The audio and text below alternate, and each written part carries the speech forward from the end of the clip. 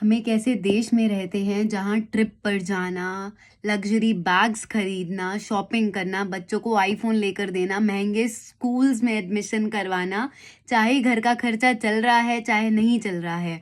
और यहीं अगर इंश्योरेंस एजेंट आपके पास आ जाए तो उसको बोलना, भैया कोई 1000 रुपये महीने वाली पॉलिसी नहीं है क्या? अरे मैडम, आजकल तो घर के खर्चे ही नहीं चल रहे हैं, इंश्योरेंस कहाँ से करवाए?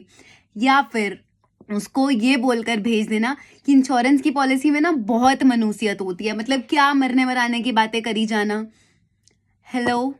Welcome back to my YouTube channel Suraksha Kavach by Tamanna. In today's episode all I want to tell you is कि किस तरीके से इंडिया के दिमाग में, इंडिया का माइंडसेट इंश्योरेंस को लेकर इतना फिक्स्ड है और इतना नेगेटिवली फिक्स्ड है कि उनको बदलने के लिए जैसे छोटे बच्चों को 2 1 2 2 2 4 बार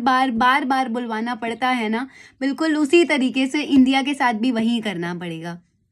और इसमें एक्चुअल में गलती लोगों की नहीं है, इसमें गलती एजेंट्स की है। जो अब मैं एक सिंपल बात बोलूँ तो LIC में ही all over India according to chat GPT statistics कम से कम 14 लाख एजेंट्स हैं। तो क्या आपको लगता है जिस प्रोफेशन को देखा ही इज्जत से नहीं जाता है, जो पेरेंट्स अपने बच्चों के बारे में कहीं ये इंट्रोड्यूस करवाने को तैयार नहीं है कि हमारे मदर या हमारे फादर LIC एजेंट हैं,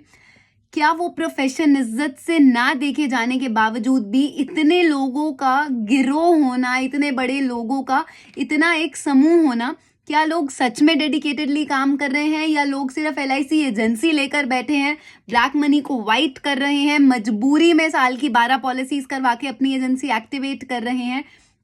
और लोगों को फोर्सफुली बिना उनकी नीड समझे, बिना उनकी मजबूरियां समझे, बिना उनको फाइनेंशियली स्ट्रक्चराइज करे पॉलिसीज पे पॉलिसीज बेची जा रहे हैं, बेची जा रहे हैं, बेची जा रहे हैं। Yes, this is the truth behind the sad reality of India